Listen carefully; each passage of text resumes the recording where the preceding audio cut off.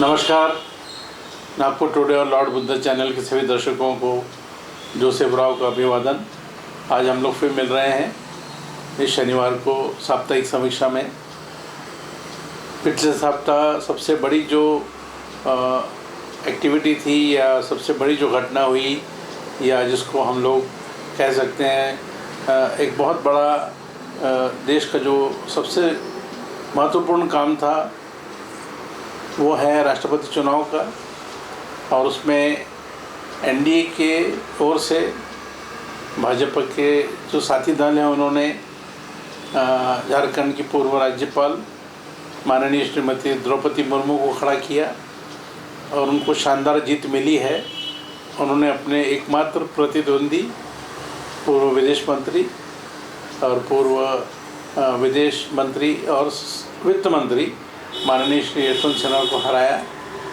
और इसमें सबसे मज़ेदार बात यह है कि कई राज्यों में क्रॉस वोटिंग का सिलसिला हुआ। जैसे प्रमुख रूप से महाराष्ट्र में भी कुछ विधायकों ने जो महाविकास आघाड़ी के साथ में थे उन्होंने अपना मत जो है एनडीए के प्रत्याशी माननीय श्रीमती द्रौपदी मुर्मू को दिया। इसी तरह सभी राज्यों में करीब करीब क्रॉस वोटिंग हुआ है। ये श्रीमती मुर्मू के पक्ष में गए वोट हालांकि उनके लिए अच्छी बात है, मगर जिस ढंग से क्रॉस वोटिंग हुआ है ये हमेशा एक चिंता का विषय बना हुआ है। और इससे माननीय श्री यशवंत सिन्हा के मत जो है कम हुए हैं। अभी ये मत जो है 18 जुलाई को डाले गए थे, जिसकी गणना मतगणना जो है 21 जुलाई को ही, और अभी सोमवार यानी 25 जुलाई को माननीय श्रीमती द्रौपदी मुर्मू अपना पद ग्रहण स्वीकार करेगी। उनका पद ग्रहण समारोह होगा जो एक अपने आप में एक अनूठा कार्यक्रम रहता है। और इसमें इस चुनाव के बाद सभी भारतीय जनता पार्टी के बड़े नेता, जिसमें प्रधानमंत्री माननीय श्री नरेंद्र मोदी, भारतीय जनता पार्टी के अध्यक्ष माननीय श्री जेपी नड्डा,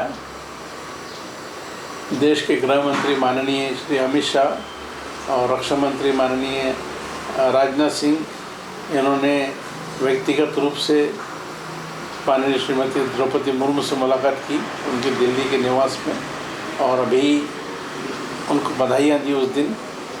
और अभी हम सब इंतज़ार करेंगे 25 जुलाई यानी सोमवार का, जब विधिवत उनको शपथ दिलाई जाएगी भारत के मुख्य न्यायाधीश द्वारा।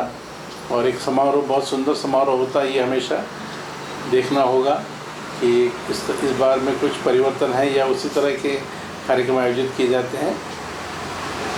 दूसरी खबर ऐसी थी कि उपराष्ट्रपति के चुनाव भी होना है। हालांकि वो अगस्त महीने में है, मगर उसकी प्रक्रिया भी तेज़ हो गई है। और विपक्ष की ओर से साझा उम्मीदवार के रूप में पूर्व गवर्नर, पूर्व मंत्री, केंद्रीय मंत्री श्रीमती मार्गरेट अल्वा, जो कर्नाटक के बेंगलोर से संबंधित रखती हैं, और उनका चयन किया गया विपक्षी दलों ने साझा उम्मीदवार के रूप में। और जिसमें प्रमुख रूप से राष्ट्रवादी कांग्रेस के सर्वेसर्वा माननीय श्री शरद पवार, भारतीय राष्ट्रीय कांग्रेस के सभी नेता, इन्होंने बैठकर ये तय किया है, जिसमें कम्युनिस्ट पार्टी के दोनों कम्युनिस्ट पार्टी के प्रतिनिधि माननीय श्री सीताराम येचुरी, माननीय श्री डी राजा, डीएनके की प्रतिनिधि माननीय श्रीमती कन्निमोझी, और सभी नेता इसमें मौजूद थे। उन्होंने ये तय किया है कि इस उपराष्ट्रपति चुनाव में, जो कि 6 अगस्त को होने वाला है, इसके लिए श्रीमती अल्वा को खड़ा किया जाए। और जैसे कि एक शक की सुई थी पश्चिम बंगाल की मुख्यमंत्री और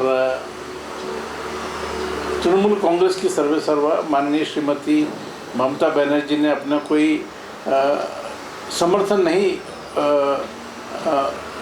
ऐलान किया था।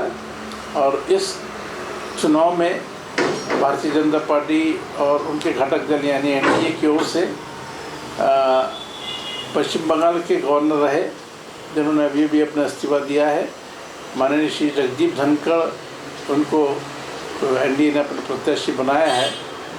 और ममता बनर्जी ने अपना जो है अभी तक कल परसों तक उन्होंने अपना स्टैंड क्लियर नहीं किया था, अपनी भूमिका स्पष्ट नहीं की थी कि वो किस उम्मीदवार को मत देंगी। मगर जैसे कि अटकलें लगाई जा रही थी, ऐसे कयास लगाए जा रहे थे कि माननीय श्रीमती ममता बनर्जी का झुकाव एनडीए के प्रत्याशी की तरफ हो सकता है, और वैसे ही कुछ नज़र आ रहा है। उन्होंने कल एक ऐलान किया है, एक घोषणा की है कि वे इस चुनाव में, उपराष्ट्रपति के चुनाव में वो तटस्थ रहेंगी। मतलब उनके जो सांसद और विधायक जो सांसद जो है इसका वो लोग मत नहीं डालेंगे। इस तरह से ये अप्रत्यक्ष रूप से या इनडायरेक्टली माननीय श्री धनखड़ को इसका लाभ होगा। और ये अभी ये ख़त्म नहीं हुआ ये सिलसिला। इस बीच में माननीय श्रीमती मार्गरेट अलवा ने तृणमूल कांग्रेस के इस रवैये पर अपना रोष प्रकट किया है। उन्होंने कहा है कि वो बात करेंगी, और ममता जी से उन्होंने उम्मीद की कि हम एक साझा उम्मीदवार के रूप में जो मुझे चुना गया, मुझे वोट देना चाहिए था। मगर ममता बनर्जी की ओर से तरह तरह से उनके बयान आ रहे हैं कि हमको पूछा नहीं गया, हमको बताया नहीं गया, इस तरह की छोटे मोटे एक्सक्यूजेस आ रहे हैं।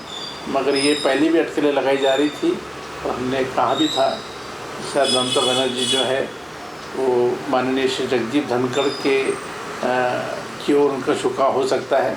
वैसे ही हुआ है। जहां कल प्रधानमंत्री माननीय श्री नरेंद्र मोदी ने जो राष्ट्रपति है माननीय श्री कोविंद जी, उनके सम्मान में एक प्रीति भोज का आयोजन किया, जिसको हम फेयरवेल डिनर कहते हैं। और वहाँ सभी राज्यों के प्रमुख, राज्यपाल और मुख्यमंत्री सभी लोग गए थे, सभी लोगों ने उसमें शिरकत की। वहीं महाराष्ट्र के मुख्यमंत्री माननीय श्री एकनाथ शिंदे और उप मुख्यमंत्री माननीय देवेंद्र फडणवीस भी थे। और ऐसी चर्चा है कि वो दोनों अभी मंत्रिमंडल के विस्तार को लेकर उन्होंने कल दिल्ली में भारतीय जनता पार्टी के आला कमान से बात की है, कुछ चर्चा भी हुई है। कुछ ऐसी खबरें आ रही थी कि शायद 24-25 को मंत्रिमंडल का विस्तार हो सकता है। अब इस बारे में आधिकारिक रूप से कुछ कहा नहीं गया है, मगर ऐसी अटकलें लगाई जा रही है, ऐसे कयास किए जा रहे हैं कि शायद 24-25 को मंत्रिमंडल का विस्तार होगा। और कुछ एक यादी भी बनी है, कुछ एक लिस्ट भी बनी है, कुछ लोगों के नाम भी आ रहे हैं, और मीडिया को एक तरह से मसाला मिला है। कुछ नाम लिए जा रहे हैं, कुछ उछाले जा रहे हैं, कुछ के बारे में शंका व्यक्त की जा रही कि उनको लिया जाएगा या नहीं। मगर ये बात तो निश्चित है कि जब मंत्रिमंडल का विस्तार होगा तो जो अब तक जो मंत्री रहे हैं, जो कद्दावर नेता है, जिनका क्षेत्र में प्रभाव है उनको, और जो जिनकी भारतीय जनता पार्टी में पकड़ मजबूत है और जिनके खिलाफ कोई रोष नहीं है, कोई बड़ी कार्रवाई नहीं हुई है, ऐसे लोगों को तो निश्चित रूप से भारतीय जनता पार्टी के लोगों को उसमें लिया जाएगा।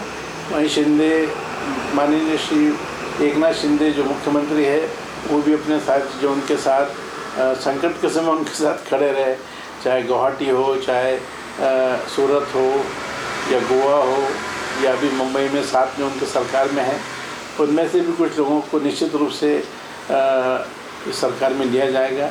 तो आने वाले दिनों में ही मालूम पड़ेगा कि ये किस तरह से ये होता है। इस बीच खबर ये भी थी कि माननीय सुप्रीम कोर्ट में जो मामला प्रलंबित है माननीय विधायकों के निष्कासन का, जिसमें माननीय श्री उद्धव ठाकरे जो उस समय राज्य के मुख्यमंत्री थे और शिवसेना प्रमुख हैं, उनकी ओर से एक पिटीशन दायर की गई थी कि ये जो विधायक है जिन्होंने पार्टी की मीटिंग अटेंड नहीं की, लेजिस्लेटिव पार्टी मीटिंग अटेंड नहीं किया, उनके खिलाफ निष्कासन की कार्रवाई की जाए। और इसको चैलेंज किया था माननीय श्री एकनाथ शिंदे के की ओर से, और दोनों ओर से दलीलें दी गई। पहले मामला जुलाई 11 को आने वाला था, बाद में वो टल गया और अभी 20 जुलाई को ये मामला सामने आया है। मगर शायद सुप्रीम कोर्ट या सर्वोच्च न्यायालय की 3 सदस्यीय खंडपीठ अभी इस पर कोई फैसला नहीं ले पाई है।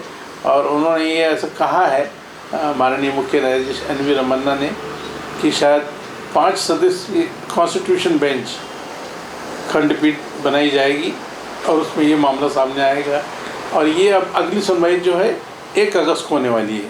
तो आने वाले दिनों में देखना होगा कि ये मंत्रिमंडल के विस्तार के बाद, जैसे कि अटकलें लगाई जा रही थी कि शायद मंत्रिमंडल का विस्तार कोर्ट सर्वोच्च न्यायालय के फैसले के बाद होगा, मगर अभी फैसला आने में देरी है, इसलिए शायद मंत्रिमंडल के विस्तार को रोकना ये उचित नहीं होगा।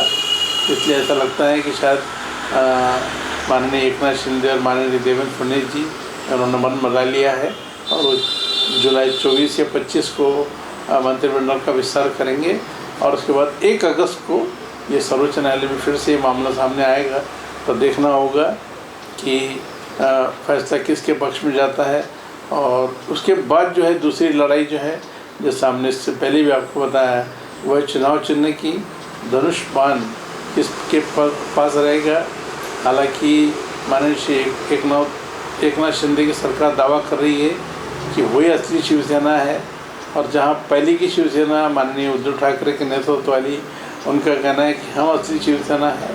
इसके ऊपर आने वाले दिनों में चुनाव आयोग की ओर से अगर ये सुप्रीम कोर्ट का निर्णय आता है, उसके बाद ये प्रक्रिया तेज होगी और जिस भी ग्रुप को सुप्रीम कोर्ट रिकग्नाइज करता है, उनको मान्यता देता है, और जैसा भी जैसे थे स्थिति स्टेटस को बनाया हुआ है, इसके बाद में जो फैसला आएगा वो चुनाव आयोग के फैसले को थोड़ा इन्फ्लुएंस करेगा, क्योंकि चुनाव आयोग को कोई निर्णय में लेने में उस सर्वोच्च न्यायालय के फैसले का एक आधार मिलेगा।